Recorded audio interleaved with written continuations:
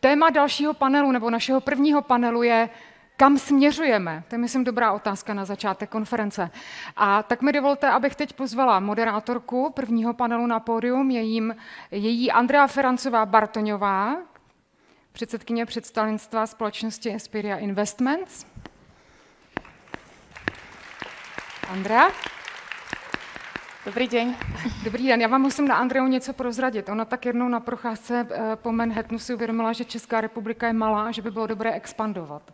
Tak to udělala. Expandovala do 11 zemí a teď tím chce inspirovat a pomáhat s tím malým a středním firmám.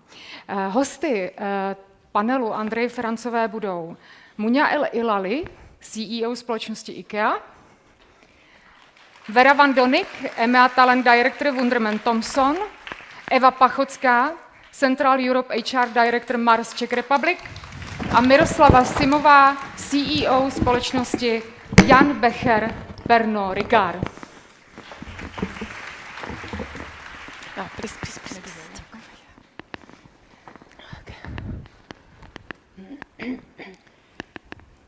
So, thank you very much for a very nice introduction, and good morning to everybody. So we will switch to English. So I say good morning, but I already feel like it's noon because I had quite a long morning. I was running at 6 o'clock, prepared the breakfast, managed to get the 2 children to the school, get ready for the conference, and I was running over here. So my husband was so nice, he dropped me over here, so I'm happy to be here. And I am actually I feel very privileged that I can introduce you to these wonderful ladies. Everyone is different, but everyone has something interesting and important to say. So I would like to firstly introduce you a lady that she's actually managing a household of 5 children, 2 daughters and 3 boys. And at the same time coping with an international job. She lives in Brussels, but is traveling to the Wunderman headquarters on a weekly basis. Mm-hmm. And she believes in people and believes in a leadership from backwards. So Vera van Doninck. Yes, hi. Thank you. Hi, everyone.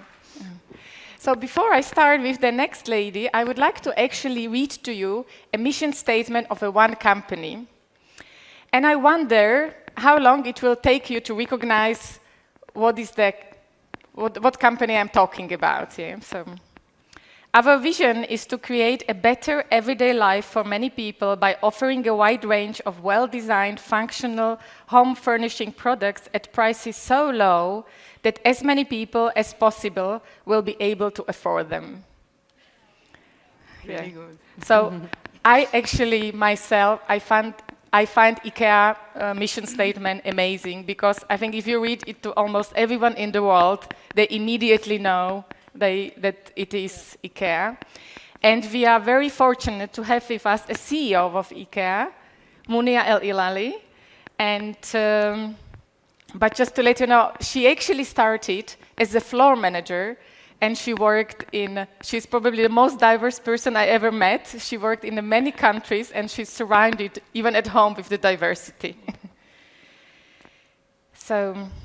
Thank you very much. I think you have said it all with the statement of IKEA, and I feel very proud when I hear it again and again. So thank you very much. And dobrý den. I'm very happy and feel honored to be sitting in this room with so many brilliant women. So looking forward. So I'm happy also to introduce you another lady CEO and a big supporter of young women, Miroslava Simova, and I believe she is a role model not just for the young ladies in her company Jan Becher Pernod Ricard, but I'm sure she is a role model also for all of us. Thank you very much. Very happy to be here. It's my second year of Equal Pay Day, as I have been 1.5 years in the Czech Republic.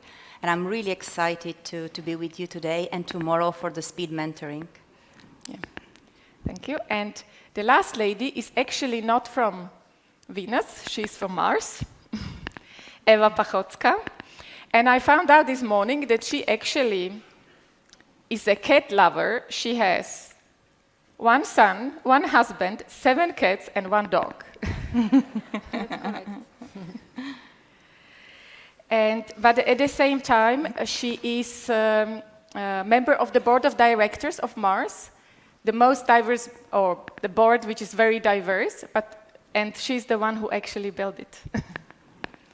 So, welcome, all the ladies. Thanks a lot for the introduction. I've been living in Prague 3 years. That's my first time here.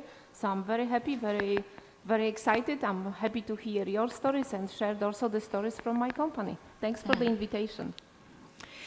So I would like to start the panel about where we are heading in a corporate culture in general. And then in the second part, we will look more on the corporate culture from a women perspective. So, Vera, I would like to ask you, according to you, the company culture is more than the yoga classes and well-being programs. So what is it? Yeah, that's right. So yeah, I think that happiness does not equal perks. I think like really happy employers, they feel valued and they have a sense of purpose and they're really, happy to come every day to work with nice colleagues and for nice bosses. So, and yes, of course, our employees, they are a fan of free snacks and yoga classes, other well-being programs. But the really happy ones, they adore their bosses. They have they feel empowered. They have a good life-work balance, and they have a clear view on career development opportunities. But of course, that's quite a challenge to achieve that. So at Wunderman, we try to build a culture of honesty and transparency. And that is why we launched U-Time. And U-Time is about having conversations around our people. So we ask our managers to sit down on a regular basis with their direct reports. So instead of having formal performance reviews, they just talk about work and life goals. And of course, it's also an opportunity for managers to acknowledge accomplishments, but we want those talks to focus on 4 things, like how are you doing, what do you want to focus on work, how can I as a manager help you, and what about your personal life, what do you want for yourself? And I think that built a culture where we put this employee in the center, and we achieved already some amazing career changes, and yeah, I've heard amazing stories about that. So that's how we try to build the culture of transparency and honesty. Okay, thank you. Thank you. So Munias, if I may move it to you, so how IKEA vision is actually translated into corporate culture? That's a good one. In IKEA we like to talk about people, and when we talk about people, it's about sharing stories. And let me share my story, because I believe that this is the way we show how we behave in a company. In IKEA, it's very important that the people life and at work, but the people life at home. So it's important home, it's important place for us, not only for the customer, but as well for the coworker and for us. And definitely it's about bringing the balance between the life at home and the work. And we're just one person. I'm a mother of 3 small child. It's very crowded at home, and I have 2, 4 years and 8 years old small children. And here I am, traveling, doing my job. I love my job. I can enjoy my kids at the same time. In IKEA, we are able to really focus on the career and at the same time be a mother. And it's absolutely unique, not asking anyone to choose between being good at work and being a good parent. And I believe that in IKEA, we have the chance to really unleash people's talent and create the condition for it. And I think that's the main important thing we work on. In the culture, we talk a lot as well about being together and helping each other. Because of course, it's nice to say that having 3 kids in a career, but at the same time, it's not easy every day. But how are we helping each other in the company to really make things possible and to still be happy at home and at work? And we build this togetherness culture, which comes very much from our Swedish culture. But at the end of the day, I believe that it's valid in Czech Republic as well, because it's a human culture. Okay, thank you. Very nice. So, Miroslava, important topic for your corporate culture is sharing moments together. So, what does it mean? We are a truly international company, but with very strong French roots. So we have a name for this, and it's called convivialité. It's a bit hard to translate. So convivialité is about sharing positive moments together, sharing a nice social occasion around a meal, a good drink, and a conversation. So we are trying to translate the values we definitely have in common with all of our teams around the world with our consumers.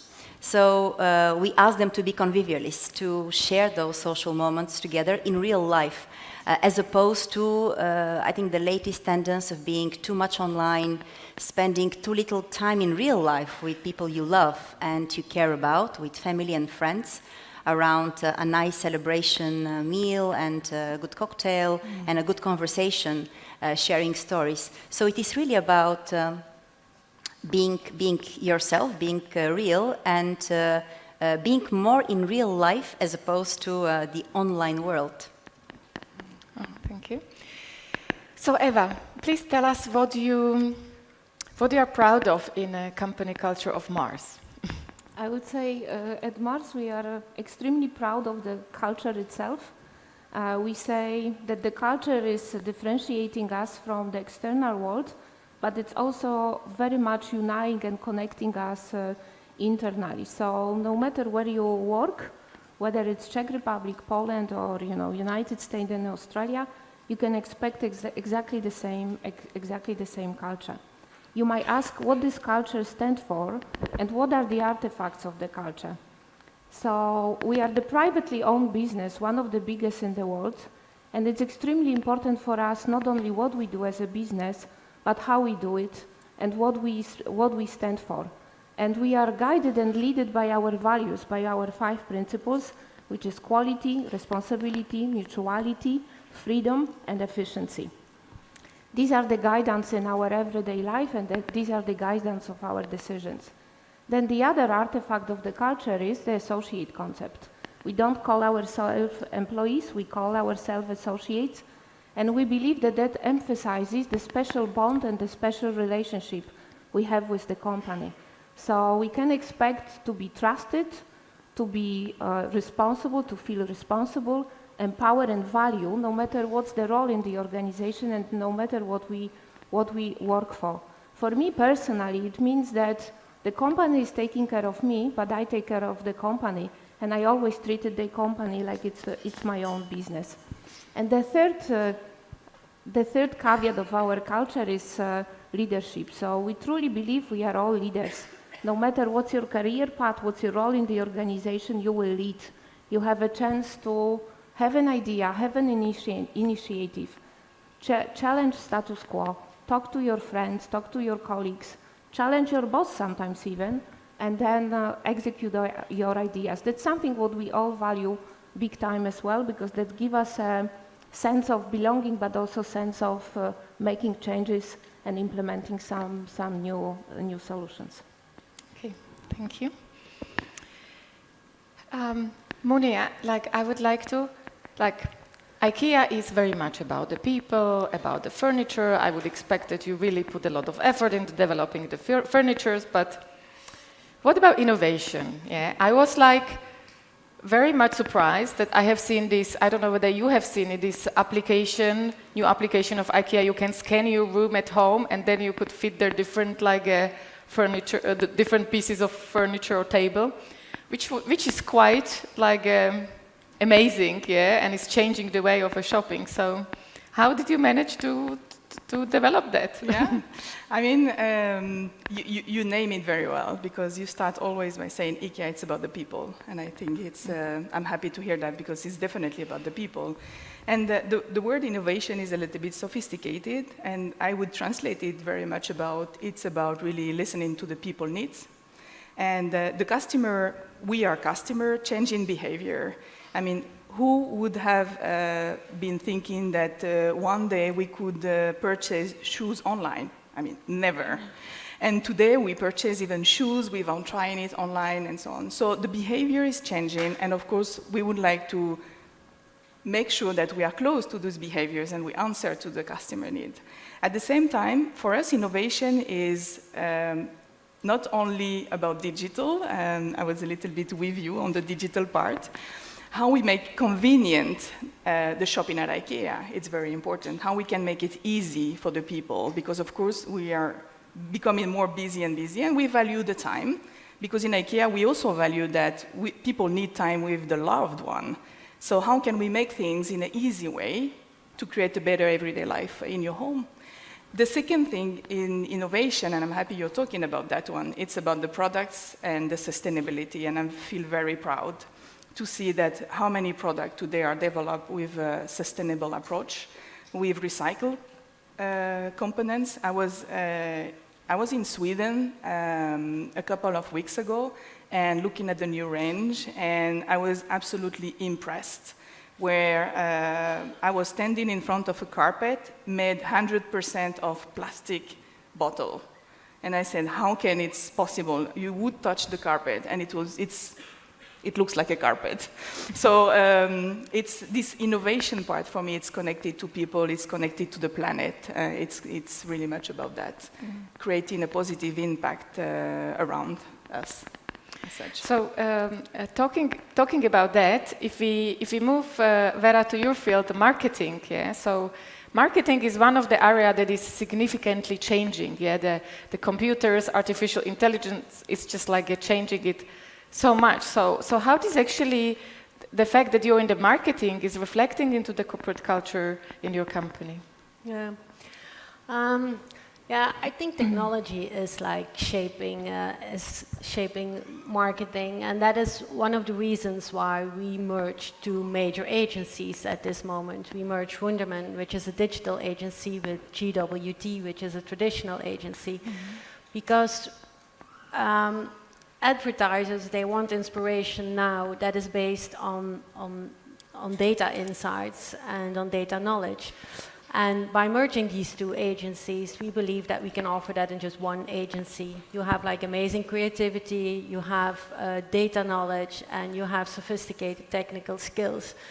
So I think just that you know, offering one team and one stop for advertisers is really important. And while artificial intelligence and automation are in the rise, and we're all looking at it, I need humanization. I think that humanization is like really important as well, because we can put really irrelevant content into people's throat, but we don't want to do that. I think we need to use the knowledge that we have now of human behavior in fostering meaningful relationships with customers. So I think that is really important. And yeah, so I think that's what we try to do, and I think that's really, really important, looking at the human side of technology as well. Okay, thank you. So if we move more to the corporate culture from a women perspective, so Eva, I need to ask you, how did you actually manage to achieve to have a board of directors where is 7 women out of 10 people in it? How did you achieve it at Mars? Well, I just found them. They were already there. They were taking care of their career. So I was lucky enough having them around me. But to be honest, it's a combination, in my opinion, of 2 factors. So that's the global corporate ambition and the intentionality, and then the local, I would say, execution of the local focus. So globally at Mars, we truly believe in women in leadership.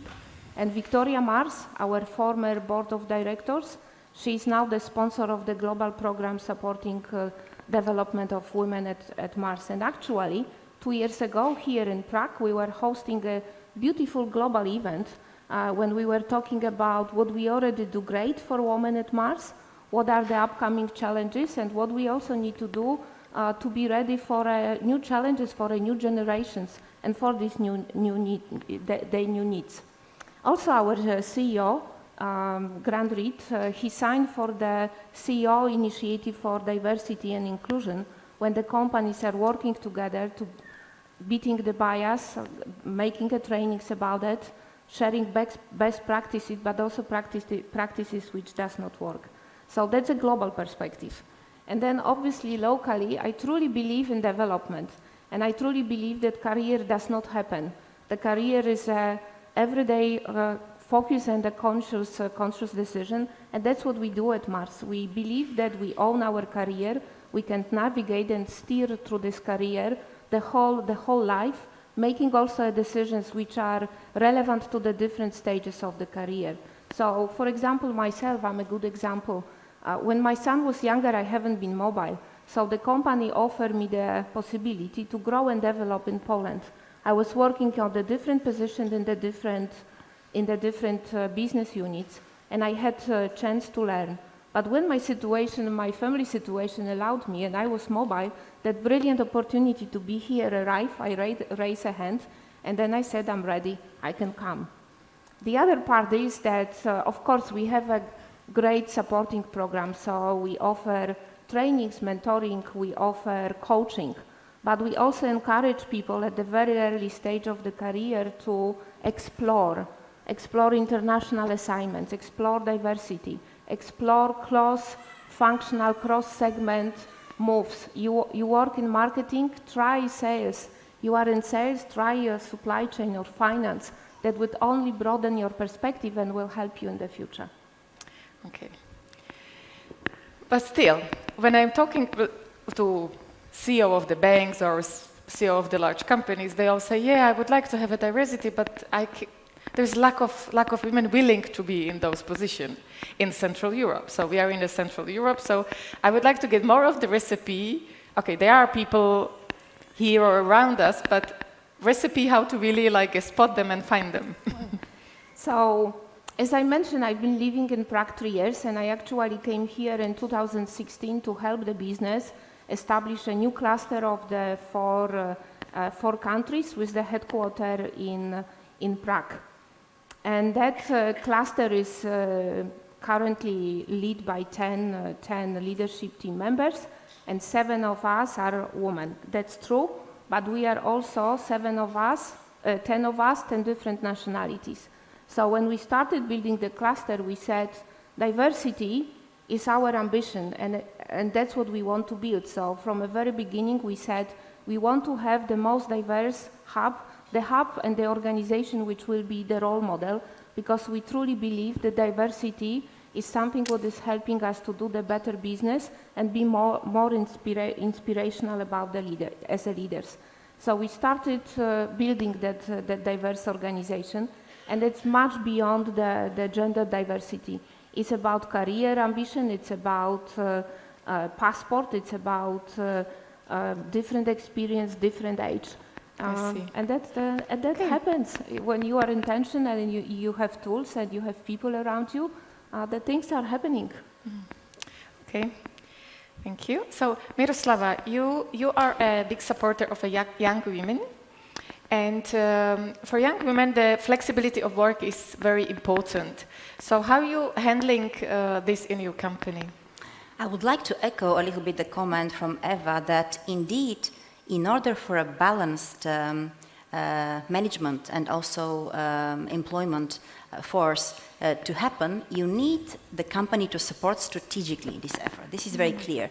But I also think that each one of us has a role to play. So we can do our own little thing in our own little corner, in my case, here in the Czech Republic, depending on the pressures and on the needs.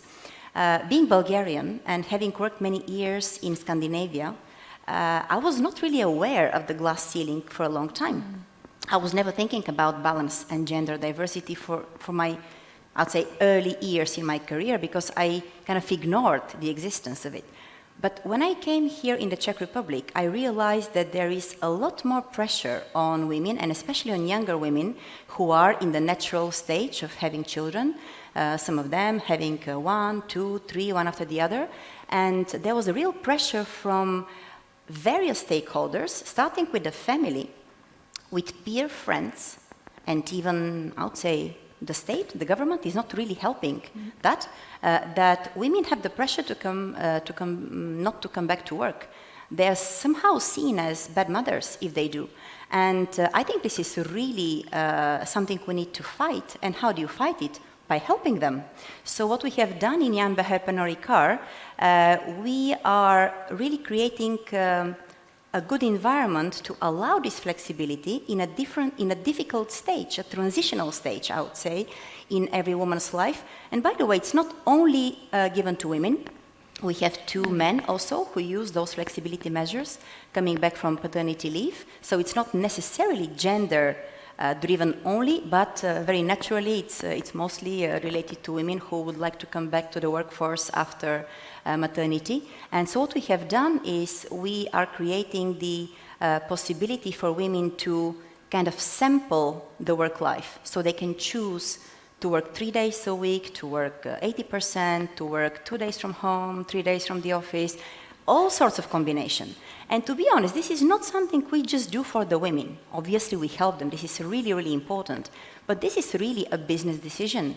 I feel that in the Czech market, where there is almost no unemployment, in Prague there is definitely no unemployment, do you have a choice not to retain your talent? I don't think so. I think you need to do something to retain your talent instead of going to the spiral of just hiring and rehiring new people and then taking time to introduce them to the work. Obviously, they're not fully capable to take the job in the beginning, so it's much better to support your confident, knowledgeable, experienced, talented staff and to make them navigate in their life and career cycles.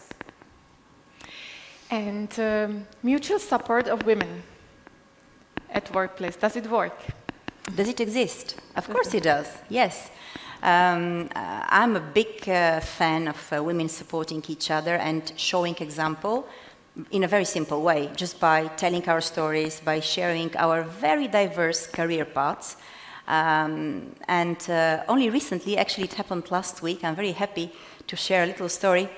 I was very passionate about balance and leadership being more balanced in the company. And our company, Jan Beher Pernod Ricard and Pernod Ricard worldwide, is historically a bit more French and very male. So in the last 3 years, we have moved our top tier. We're 18,000 people in the world, so the top 500 managers. The female participation has moved from 20 to 26%. Now, it doesn't seem like maybe a lot, it's not completely balanced, but it's a big move. And one of the reasons is definitely it's part of the strategy. So the company is supporting that move. And the company today is more men in management, so men support that as well. But more importantly, in October, we had our top management seminar, and I suddenly realized there were really much more women in the audience. So I started literally counting, and I realized that in our own CEO circle, we moved from 5, 6 to 15. So we tripled the CEO women in the group. So what I did was create a little informal group of ourselves, trying to really help younger women progress in the career, support them through mentoring, through various initiatives. And we met last year in a workshop in Paris and try to figure out how we can best support and how we can accelerate already existing processes in the company of better inclusion. Mm-hmm. Okay. Thank you. Vera, your company launched in 2017 Pass It On program. And you discovered that often the women are their own like a barrier. Mm-hmm. So what did you discover and what we are supposed to do about that? Yeah, I think it goes with Miroslava's what she's telling. So as in many industries, we had a lack of women in leadership. And by investigating the issue, our global chief talent officer at that time, Judy Jackson, she discovered that, well, often we are our own barriers. And, you know, men tend to ask what they want, while women, they tend to wait for being asked. And that is just one thing. Of course, you have external, practical barriers, but there are quite a lot that are internal as well, like a lack of self-confidence. And also, a lot of us, I guess, I think so, a lot of us have like these little voices in our head, like nagging all the time, are you good enough? You know, oh, you're not ready. There are much better people around you to do this. So, we really acknowledged that we needed to empower women to empower themselves. We started working with an external company, and we launched Pass It On, and it's mainly about empowering women to focus on their career and focus on what do they want to achieve in their careers at Wonderman, and how can we help them, how can we give them tools to achieve that and have a clear focus. So yes, in 2017 we started with global workshops, inviting women all over the world, and yeah, we empower them individually, and we also give them tools so that they are able to support women in their local offices as well. And yeah, we saw some amazing things happening. For instance, like Mel Edwards, she was at the time EMEA CEO of Wonderman. And I remember we needed to say at the end of the workshop, we needed to say, you know, what is going to be your bold move? What is your next big thing? What do you really want to achieve? And Mel, without a doubt, she said, I'm going to be the next global CEO. And the global CEO at that time, it was a man, and he was, you know, just as a visitor at the workshop. And she said it just without a doubt. And if you see now, 2 years later, she is global CEO of Wunderman Thompson, a 20,000 people large company. So I think, yeah, that is really amazing. But, you know, she's just one example. We have other ones too. A couple of the women left the agency because that was their career progression. They just wanted something different. And hey, if you want to open a beach club in California, we can't help you. So that's just it. So yeah, we learned a lot of doing that, and but I think that the best thing that came out of it is like the community feeling of those women. Because to be honest, when it comes down to programs for women only and events for women only, I'm always a bit skeptical. You know, that's totally not me. I'm not like into the difference between men and women, but working on it and being part of it, I saw amazing things happen. I think like women are capable of actually supporting each other and building that community and giving women access to a global network. It opened a lot of opportunities. The people in Prague did an amazing job. They had like several events internally. They had put on mentoring programs. They have special programs for women on maternity leave. So yeah, some amazing things, but also definitely some learnings. I'm talking about that during the mentoring tomorrow. Yeah, so now we're going into the next step, and it will be a challenge because, yeah, now we have to do this for two agencies with different cultures. So I'm quite curious how that will go. Oh. Okay. So Munia, the Kids Corner in IKEA are great, yeah, but you already touched on that subject, but do you see in your company your employees also as the parents? I guess you do, as you mentioned, but tell us like a concrete things. Can they leave the children in the Kids Corner to play when they're at work, or what do you? You know, actually, Ingvar, the founder of IKEA, always used to be, and it resonates so much in my heart, that the kids are the most important person in the world. And of course they are the future, and we need to take care of them, not only as parents, but as well in the environment around us. In the office, it's funny, when I arrived, it was like kids around, even dogs around, and then I was like, okay. That was kind of, but I like it because it's about the real life. So we definitely we don't see the person as a person only at work. There is no barrier between the work and the life, and we're just one. And we do integrate this family part in IKEA. And then, you know, while I was listening to you, we do like inclusion. And inclusion, it's about looking at the people on who they are. Not you are a talent manager or you are a logistic manager. No, you are a person first, and then it's important to understand who you are. So I'm very inspired, and I can share with Proud that this gender topic that is very now in the mouth a bit of everybody, and I'm happy that we are focusing on that one. For me, it's really much about the equity and the balance. And I'm proud to say that we're almost 50-50 in IKEA. And so it's as important, the mix, than just the category. And then an important ingredient here as well I really like to share is about the inclusion is about removing this diploma, this high school level title, and I love it very much. And if we talk about the value, it's a very important value I feel I want to give to my kids. It's about your talent, it's about who you are, and it's not about the school you're into or the diploma you have. And for me, this is so important because this is where discrimination starts. So yeah, I'm happy that you're talking about the kids because for us it's an important part of everything we do.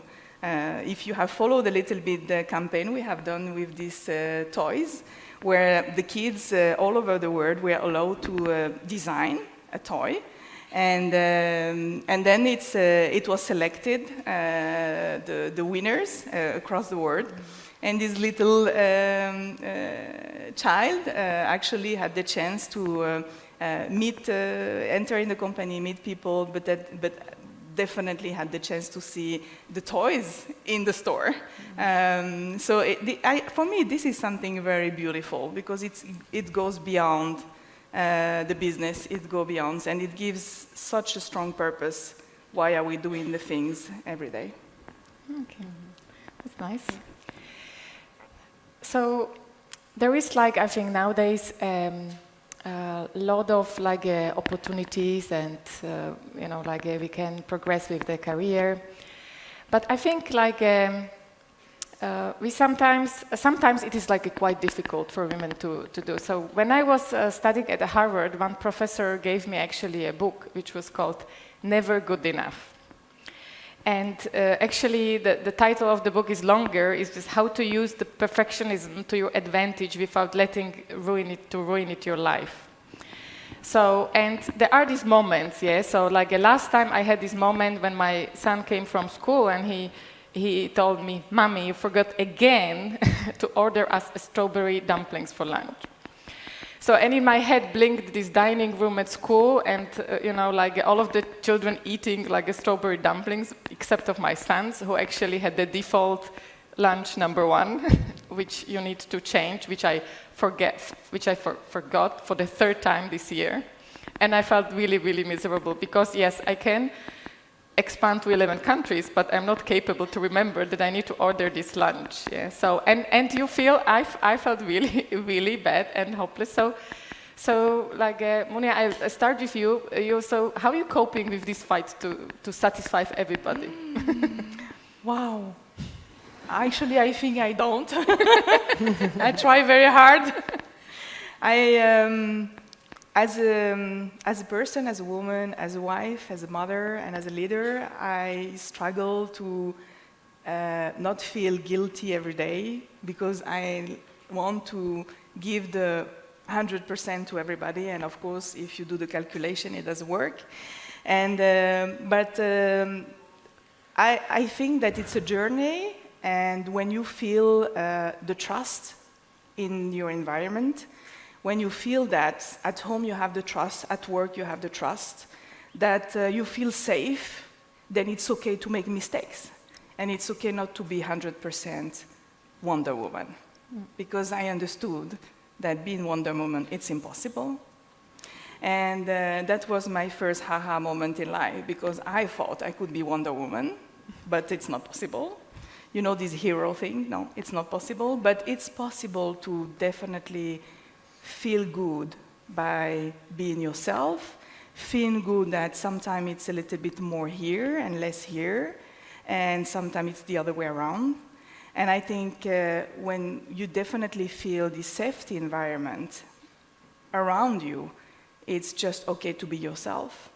And something I really found very weird when I entered in IKEA, because I come from sports business before, French retailer, and this was like, okay, this is weird, but with the time I appreciate it a lot.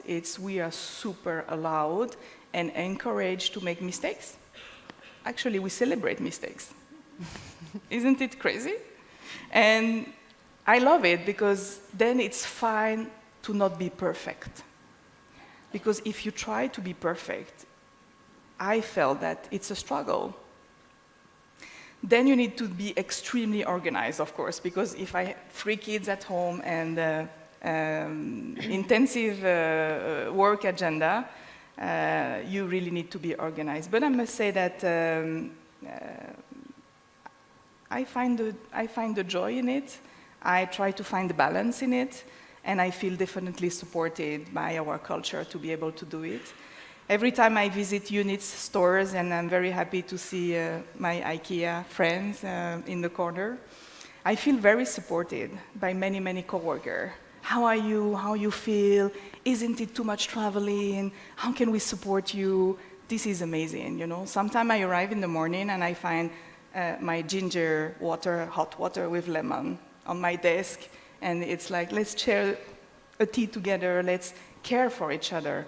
And this caring culture is very important. And if we can do something around us, is really to care for each other.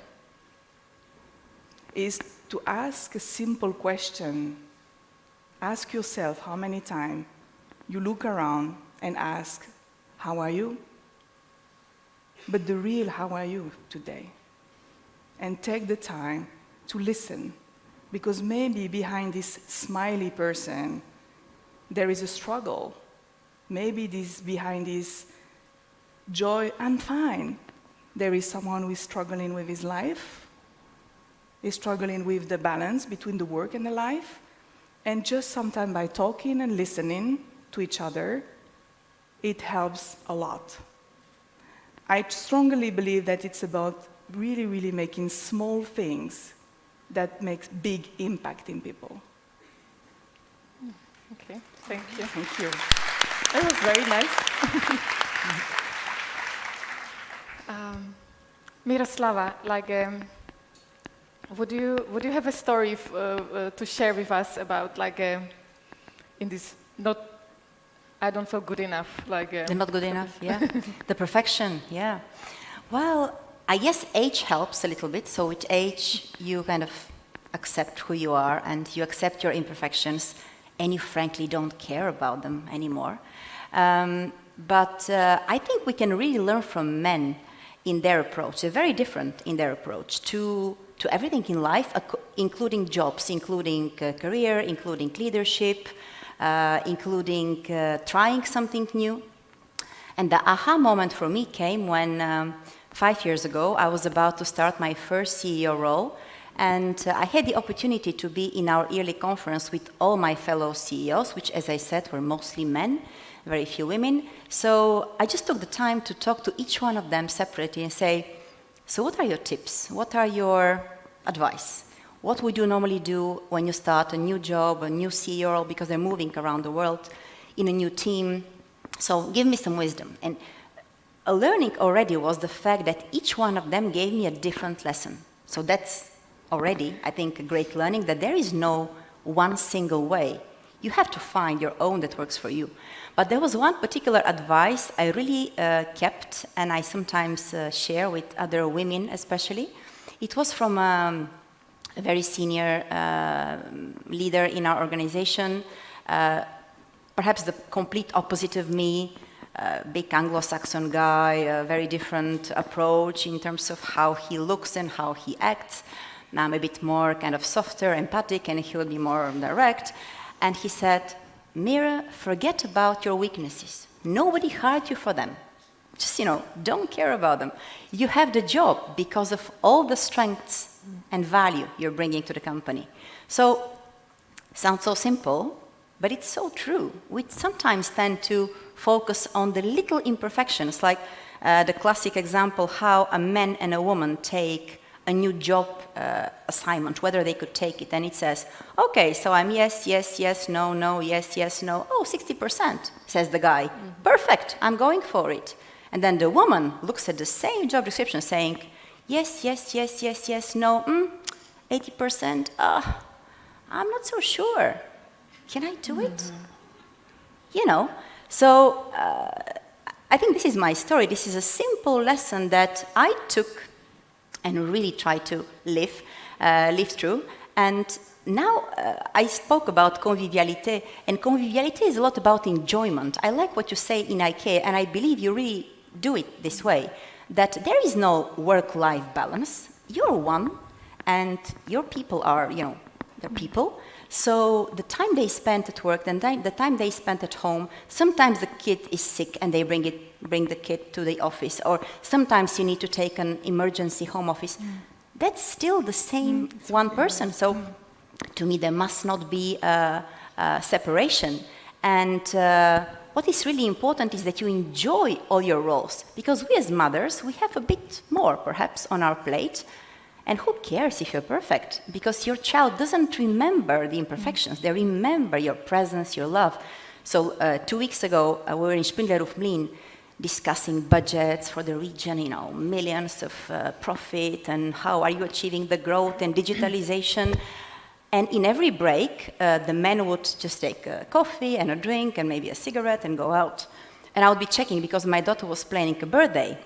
And it was like, okay, mail from the Lezecki Centrum, okay, so I need to choose the pizza. And then mail from the Cukrarna, which unicorn design have you chosen for your cake? Fine. So, we have these multiple roles, but I think the trick is to truly enjoy them, to enjoy your little birthday preparation, to enjoy your leadership role, to enjoy your team role, being part of a team, and support each other. So, yeah, that would be my example, perhaps. Oh, thank you. Thank you for sharing this. Eva, you as a HR director come across, you're dealing daily with the people, so I'm sure you have lots of stories like this with your people that they didn't feel like good enough for some things. So would you remember any of these? Well, there are probably plenty of them. I can share one of my very first experiences at Mars. I had my very first boss, and he used to say, Eva, remember, 80% today is better than 100 tomorrow.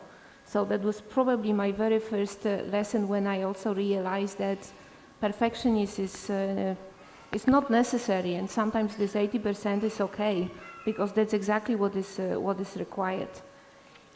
In terms of the I'm not good enough or do I miss 10%, 20 or 30, I would say be honest with yourself and have your own clarity what you want to achieve, what's your career ambition, and also be aware of what's the stage of your life, because that's changing, and we as a woman, we have different priorities over the time. There is a moment then learning is important, there is a moment family is important, then there is a moment we are more free, kids are grown up, we want to invest in the career. Be aware of it and make the choices according to what's important for you in a certain period of time. Then probably you will feel that you are picking your big battles, or we are picking our big battles, we invest what matters. And then it's and then it's much easier. You don't feel that you miss something, because these life stories are changing. And then even if we are focused on the family right now or on the career, it will change. Something else will come, but we will feel very connected with ourselves and very truly dedicated to what's important over the time. And then I would say at the end, don't undermine the technology. It is making our life much easier. It is helping with flexibility. It is helping with working from home, having a flexible time. And at the end, I would say find a company who offers you that. Yeah, you're right. Yeah, we shouldn't forget the technology. It can make our life much easier. Vera, in your company, you follow a lot of research, so connected with your project, but I think in general. So what you would advise us on the back of this research, what we are supposed to do when we feel even or feel a little bit of a fear, because what are either at work or in our life? I think you refer to the things being discussed on the fear ladder. That's an exercise we did during a pass it on session, and it is about recognizing or be aware of the fears that you have, and these fears are often unrealistic. For example, just coming to this conference. For me, this is the first time, second time in Prague, never been to this conference. I don't understand a word Czech. I'm not used to putting the stage. I'm more working from behind the scenes and stuff like that. So when my Prague colleagues asked me to do this, I was like, my God, am I the right person to do this? And probably much better people to do this, and blah, blah, blah. And what if I, if I will disappoint them? And what if I, be a bad image for Wunderman and I will get fired and blah, blah, blah. So by sitting here, I will get fired. Now, this is the kind of thinking we often have. And by doing this exercise, you are aware that, it's crazy. Just let go and don't, let these fears put you behind. Just go for it and take the risk. And that's something that I definitely had to learn. And I think maybe the best lessons I got was from managing my family of 5 children. So I have 3 stepchildren and 2 biological children. And the mixture of that is really interesting, challenging, especially. So, and this might sound harsh. You don't choose your stepchildren, they just come with the husband. And you can't fire them and they don't behave. And so I was this real control freak. I was going to manage everything and I had organized everything. I was a real project manager. But then these kids, they start, growing up and becoming adults, and you have to change your relationship with those people, change. And becoming more adult, and you have different conversations, and they expect it. They have boyfriends and girlfriends, and then suddenly, you have to let go. It's out of control. And but it's so interesting to see these different personalities, these different point of views, and it makes you so much stronger dealing with that, and all these different stakeholders. You have moms and dads, and it's quite complicated, but I think it made me a better manager, especially by letting it go. And yes, you have fears, and yes, you have doubts of, I'm not doing this very well. But that's just the way it is. And I totally support what you're saying, don't focus on your weakness, but focus on your strengths and be your authentic self. Don't try to be someone else, be authentic. I think that is... that's quite important. Yeah, that's interesting you're saying that, but I have to... Yeah, that's very nice.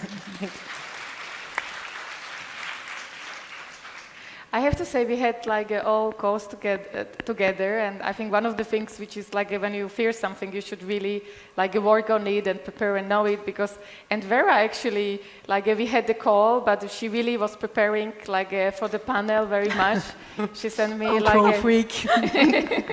No, I wouldn't say control freak. I would say that she really wanted that we will deliver to you something what is interesting for you, and she really cared, and we had like a few discussions and emails over that. So I wanted to say that she put a lot of effort. Yeah.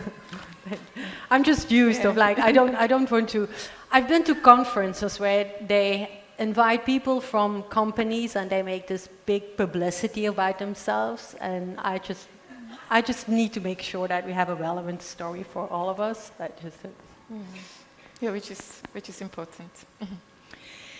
So thank you. So I would say, so you have an opportunity to ask questions in case you would like to know something.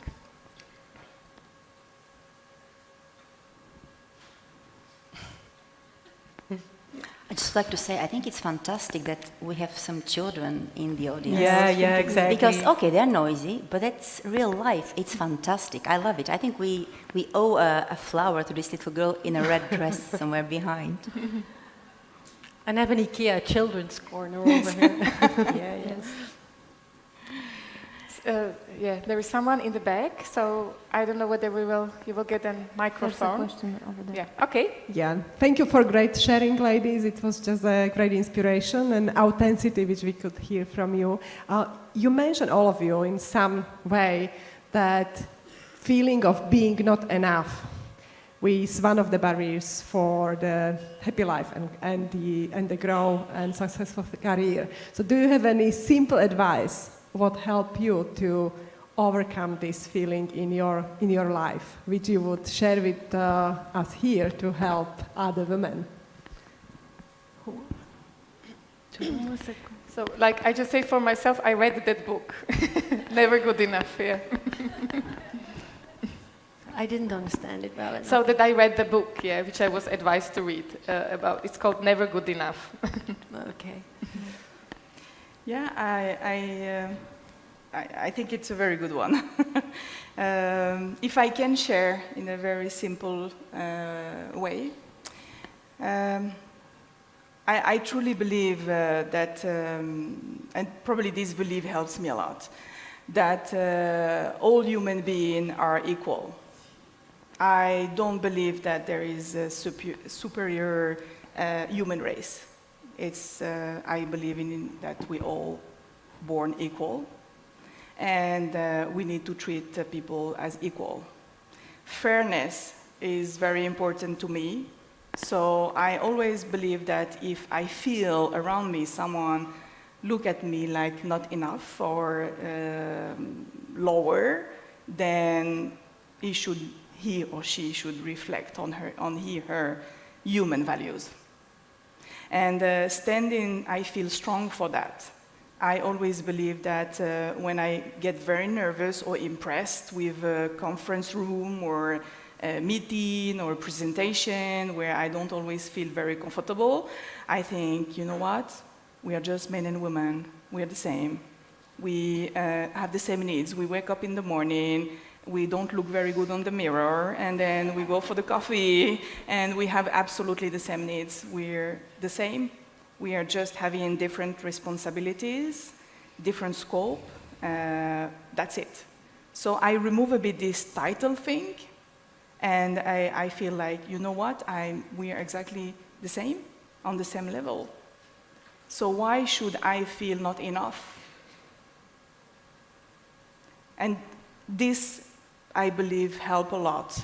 I believe as well, and probably that's a small tip I would give. We always believe that women, we are more emotional, right? And then we like to cry and all these kind of things. And then showing emotion is something that make you feel weak. And I always say to the people around me that showing emotion is the strength you have. Being connected from your emotional intelligence is the biggest asset you have. Being empathic is the biggest asset you have. So I would recommend that talk to your heart, be yourself, don't be ashamed to cry, and it's going to be fine.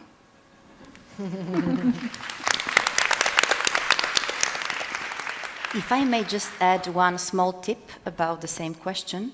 So how do you overcome the never good enough? I think everybody has different ways. It's good to listen to advice, but also you need to find your own way. But I would say some things that generally have helped me and people around me is probably a combination of preparing well, so work hard and prepare well, but then don't overdo it, just go to sleep. Get some sleep, basically. And really try to enjoy it. When you go to, to your aha moment, to your stage moment, to your presentation moment, or to your, I don't know, budget exercise, just try to enjoy it, really. So that's my recipe. And remind it's okay to make mistakes. Yes. And I would say what was helping me, if I reflect on my career, of course I had that feeling, am I good enough for that challenge, for that mission, for that big occasion? But I was always about making a first step. So I said, okay, I try, and I will make the first step, even if it was the small one. And then after that small step, something opened. Someone told me perspective change, and then I made another step and the another one. So that's a bit of my kind of a best practice, which I would like to share with you. And at the same time, let's look at ourselves with the history which we are already bringing to the table. So don't undermine who you are right now, all what you already achieved and all what you experience. That's like a beautiful life backpack. You have all your life with you, and when it's needed, look into it, and you find a lot of resources there which are helping you with the small steps every day. Yeah. Okay, well, You don't. I agree with everything. No. I think, well, I try to look at behavior rather than what people say. That's my life motto as well. I look at how people behave. I saw a lot of people around me are really great in communication and boasting around what they've achieved or what they're going to achieve. But I think it's really important to look at people and also especially look at the silent ones. I think being open and honest and fair is really important, and by behaving that way, people will copy it. There's a big difference in what people say and what they actually do. I have quite a lot of people around me who say that they are real team players, they foster collaboration, but when you send them an email, they don't even have the decency to reply on that email. If I look at Mel Edwards, our global CEO, when you send her an email, you have a reply within 24 hours, and she is leading a company with 20,000 people. So I think that says a lot, and also the setting that example. Of course, I don't email her about the weather in Brussels, but yeah, it's. I think you need to behave like you, or treat people the way that you want to be treated. I don't know. So yeah, that's a bit my advice and my life motto. Look at how people behave, not always listen to what they say. So maybe we have one more question. Time for one more question. Yes, please wait for here. If you have a microphone over here, I think it's better. Just wait. Like you just wait. So it's better to. Probably I was in the line. Sorry for that. Just simple question. What do you do, or how do you manage to have really your own time for yourself? Probably a question to Vera, with 5 children. Who's asking the question? Jana, me, here. Over there. Okay, oh yeah, okay. There. I always like to see it. Well, it comes natural, like I guess. Yeah, you just have to make sure. Of course, when my children were smaller, it's harder. But I think you always need to find time. And in the beginning, it was mainly about project management, actually having it all organized. And now I'm just going with the flow, but make sure to dedicate time, just really actually make sure, block some time in your agenda, but also what you like doing, you should be able to combine that in your work. You should be able to love what you do during the day, either it's work or professional. I know that's easy to say, but by talking to people, for instance, like when you really like, when you want to do sports, try to organize it within your work. We have groups who go jogging during lunchtime and stuff like that. So yeah, it just, you have to take care of it yourself and just make sure it happens. Yeah. Mm-hmm. Okay, so the last question, because we are getting short, go ahead. I'm in an age that all my grandparents asking me like, what about the grandchildren? And my biggest fear is I'm running a company, I'm in a good position. And my question is, when did you finish your maternity leave? Because here in Czech Republic we have 3 years and I'm worried about like, if everything will wait for me 3 years, how to manage it? When it's a good time for you, maybe you just give me some example how to do it. Can I maybe take this one? Because I'm very passionate about this subject. Maybe I'll stand up because I don't see you. So I think that in the Czech Republic you actually have very generous conditions for a maternity leave. And the more generous they are because they're flexible. So you say it's 3 years, but actually you can choose. You really have the right. You can choose 1 year or 2 years or 3, and you get the same money, which in some countries you don't. So the same amount of money you can get it for as long as you choose to have, which I think is very precious. At the same time, again, it's very individual. I took 1 year of maternity leave. I'm not sure how you ladies did it, but most importantly, you need to decide how much you want to come back to work. And I know of people who are more entrepreneurial, not so much in a corporation, but doing their own business. So in the Czech Republic, who would take maybe 6 months completely, like complete cut-off, and then work a little bit in the second 6 months just to keep the things going with the support of partners and associates. And then perhaps in the second year, come 60%, and then in the third year, perhaps come full-time. But it's really an individual choice, which I think you are really lucky to have the flexibility to choose. But as I said, I feel we collectively need to help governmental stakeholders, families. So government, they need to make available childcare, right? Without childcare, it's quite hard to take this decision. And us as colleagues, friends, mothers, grandmothers, grandfathers, husbands, we have a role to play to support women to make this decision according to their needs. So that would be my advice. If I may, because I read a little bit something else in your question than the fear, not too much about the timing of the maternity leave, but what happened then when I come back, if I'm still on the, let's say, spot to do something, if people will remember me, if I would not be forgotten or something like this. So if I may read a little bit what you're asking for. So if I could give you a recommendation, then take the dialogue, ask the question, be open about it, because if it's a fear, you have a concern, then just talk about it in a very open way, because it's important for you, and it might be important for the company to hear that you're concerned, that you go on maternity leave, but still, when you're back, you still consider the fact that you want to move on and you want to do something differently. That's probably might help you as well and help them to keep you. Mm-hmm. Yeah. So thank you. So we have to finish because we are short on time, but I'm sure you take a lot of things from the panel, but I would just like to say a few points which are resonated with me. So there is no work-life balance. So you need to do at work what you like and what you love. Be authentic, recognize your fears, accept who you are, focus on your strength and not on weaknesses. And this is actually valid not just for us, but also for the company's corporate cultures.